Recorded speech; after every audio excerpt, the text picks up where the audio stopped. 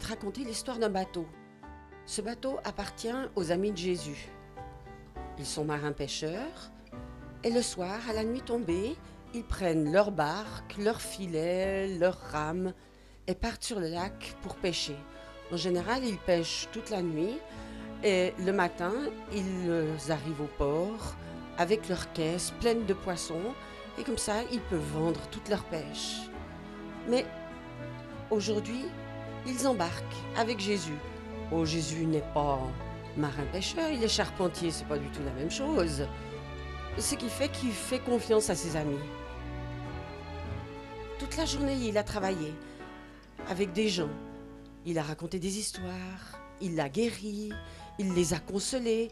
Et maintenant, tous ces gens sont sur le bord de la rive et lui disent au revoir. Où est-ce qu'il va, Jésus? À une partie de pêche?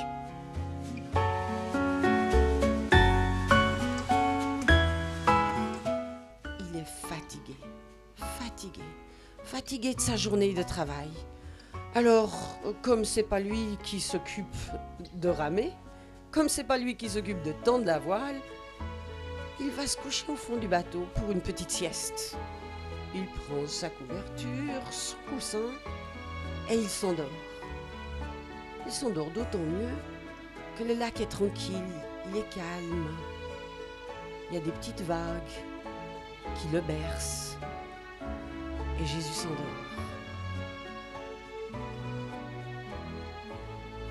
Pendant ce temps, ses amis rament, montent la voile, avancent au milieu du lac. Mais qu'est-ce qui se passe? Les vagues sont un peu plus fortes. C'est pas grave, ils ont l'habitude, c'est leur métier. Ils sont marins-pêcheurs, c'est pas la première fois qu'il y a des petites vagues un tout petit peu plus grosses que d'habitude. Ce qui fait qu'ils continuent, ils rament, ils tendent leur voile, ils arrivent au milieu du lac. Mais voilà que le ciel s'assombrit. Des gros nuages qui arrivent. La nuit est tombée. Et le vent se met à souffler. C'est un méchant petit vent qui descend des collines. Et il souffle de plus en plus fort. Et les vagues sont de plus en plus hautes. Et le bateau est de plus en plus secoué. Et Jésus qui continue de dormir. En tout cas, il y a une chose qui est sûre, c'est qu'il n'a pas le mal de mer. Parce que le bateau commence à être secoué comme une coquille de noix. Normalement, les marins-pêcheurs ont l'habitude, mais cette fois-ci, la tempête arrive vraiment relativement forte, et puis la voile se décroche, et elle flotte comme elle ne devrait pas flotter. Et voilà l'orage, et la pluie, et les éclairs, et Jésus qui dort.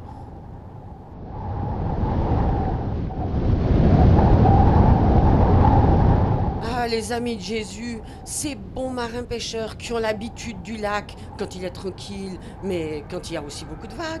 Mais cette fois-ci, c'est incroyable comme ça souffle. Tout d'un coup, on ne sait plus quoi faire. Le bateau commence à se remplir d'eau. Il faut le vider avec un seau. On jette l'eau par-dessus bord, mais elle revient encore. Et puis le vent qui n'arrête pas de souffler, la pluie qui n'arrête pas de tomber, et puis le tonnerre qui gronde. Et Jésus qui continue de dormir. En tout cas, il y a une chose qui est sûre, c'est que lui, il n'a pas le mal de mer. Et le vent souffle, et les marins qui, normalement, ont tellement l'habitude, eh bien, ils ne savent plus quoi faire. Les rames sont parties à l'eau. Qu'est-ce qu'on va devenir? Et les vagues qui passent par-dessus bord. Et je suis sûre que Jésus est trempé au fond de la barque. Sa couverture, son coussin, tout ça, tout doit être mouillé. Et il ne se rend compte de rien. Qu'est-ce qu'on va faire avec ce Jésus? Il faut qu'on le réveille. Jésus, réveille-toi, on va couler. La barque est pleine d'eau, les rames sont parties, la voile est déchirée. Jésus, au secours. Eh bien, ils ont bien du mal à réveiller Jésus. Jésus, on va couler, au secours, mais fais quelque chose. C'est bien que Jésus a l'habitude de guérir des malades et de consoler les gens, mais un charpentier dans un bateau qui est en train de couler, Qu'est-ce qu'il peut bien faire?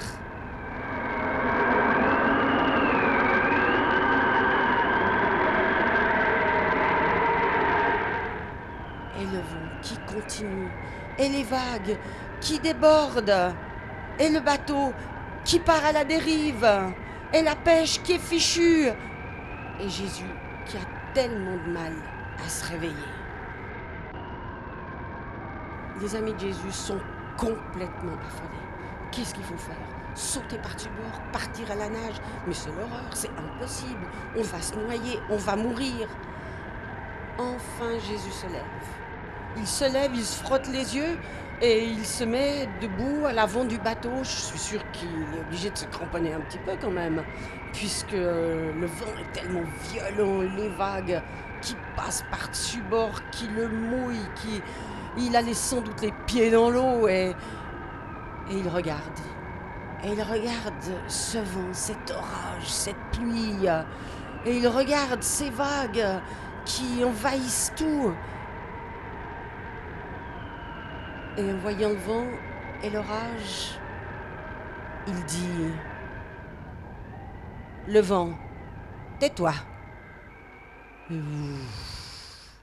le vent qui baisse. Il regarde les vagues et il dit: les vagues, silence. Et les vagues qui tombent. Ah, les amis de Jésus, qu'est-ce que vous croyez? Qu'ils lui ont sauté au cou? Qu'ils l'ont embrassé? Qu'ils lui ont dit merci? Eh bien, je crois qu'ils ont eu encore plus peur de Jésus que de la tempête. Et ils sont là, impressionnés. Et ils se posent des questions et se disent: mais c'est qui ce Jésus? Ce charpentier qui n'y connaît rien? Et puis, qui dit au vent: tais-toi? C'est qui ce Jésus, ce charpentier qui n'y connaît rien et qui dit à la mer: silence? Et le vent l'a entendu, il lui a obéi. Et les vagues, elles ont entendu aussi, elles lui ont obéi. Qui c'est ce Jésus? Est-ce qu'il est seulement charpentier? Ou bien est-ce qu'il ne serait pas peut-être quand même Dieu ou le Fils de Dieu? Ça, c'est une question à se poser.